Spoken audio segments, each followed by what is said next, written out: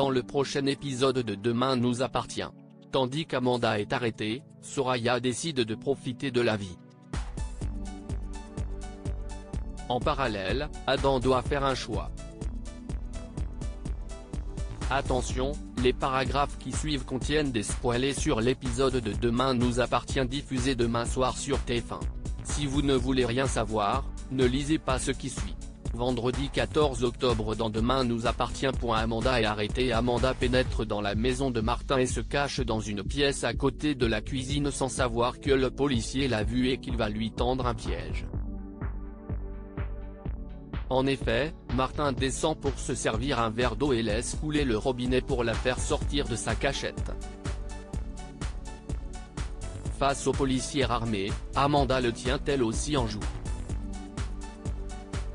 Pour éviter que la situation ne dégénère, Martin propose donc qu'ils posent tous les deux leurs armes au sol en même temps.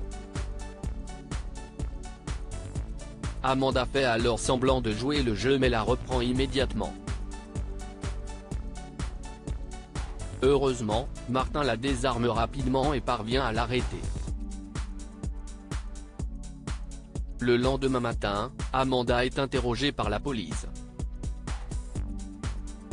De manière très détachée, la jeune femme avoue avoir tué Johan Champion. Selon elle, lui et Sophie ont eu ce qu'ils méritaient. Lorsque le capitaine Saïd lui apprend que l'avocate a survécu à ses blessures, Amanda en vient à regretter de ne pas avoir tiré plusieurs balles pour l'éliminer. Confrontée à ces actes terribles, Amanda n'éprouve aucun regret si ce n'est de ne pas avoir réussi à tuer Martin qu'elle juge responsable de la mort d'Ulysse. Plus tard, Georges lui annonce qu'elle va être déférée devant le juge. Avant qu'elle ne parte, le policier aimerait cependant comprendre pourquoi elle était aussi détachée pendant son interrogatoire. Amanda répond donc que la Amanda qu'il connaissait est morte avec Ulysse. Depuis qu'elle a perdu l'homme de sa vie, elle ne croit plus en rien. Les larmes aux yeux, elle lui apprend qu'ils avaient le projet de faire un bébé et que tout s'est écroulé avec les Messi. Bien qu'ils comprennent qu'elle ait beaucoup souffert, malgré tout, Amanda n'a aucun regret et estime avoir fait ce qu'il fallait. En quittant le commissariat, Amanda croise Sophie qui lui présente ses excuses mais l'infirmière l'ignore puis monte dans le camion qui la conduira en prison. Martin est quant à lui toujours perturbé par les propos d'Amanda, à tel point qu'il ne cesse de penser à la prise d'otage du Spoon afin de comprendre là où il aurait pu se tromper. Il se confie alors à Lisa qui lui rappelle qu'il a fait son travail. Selon elle, le plus important c'est que les autres otages s'en soient sortis vivants.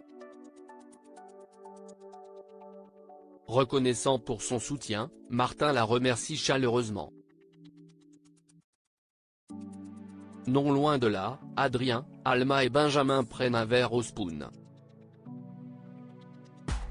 Maintenant qu'il est hors de danger, la professeure d'anglais espère pouvoir enfin profiter de son fils.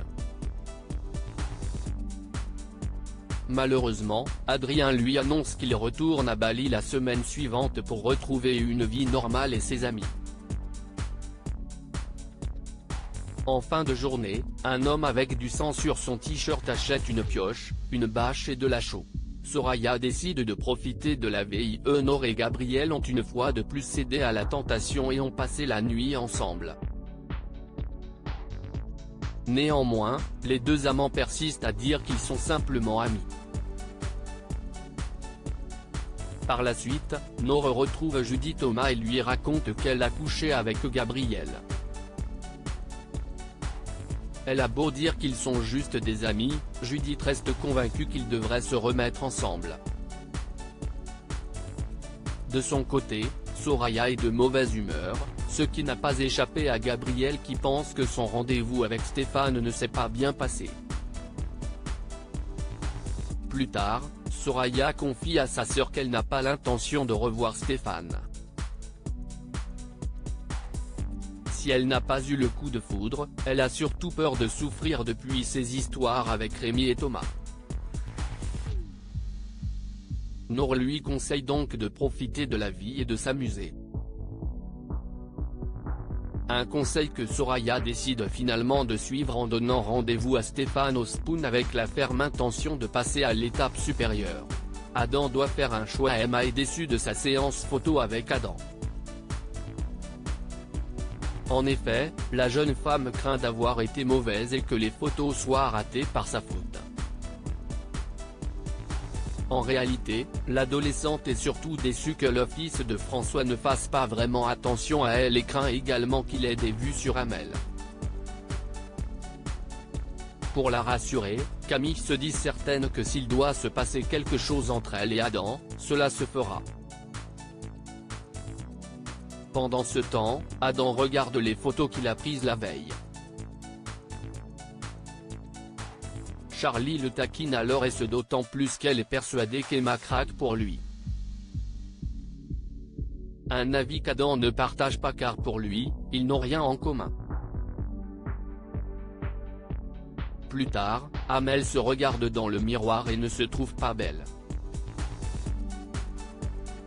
Elle a même l'impression d'être transparente par rapport aux autres filles du lycée. Lisa l'enjoint alors à arrêter de se dévaloriser et à reprendre confiance en elle. De son côté, François aide Adam à faire un choix pour le concours de photos car il hésite entre une photo d'Amel prise au naturel et une beaucoup plus sophistiquée d'Emma. Pour régler le problème, François lui conseille d'envoyer 2 photos. Celle d'Emma sous son nom et celle d'Amel sous un pseudo.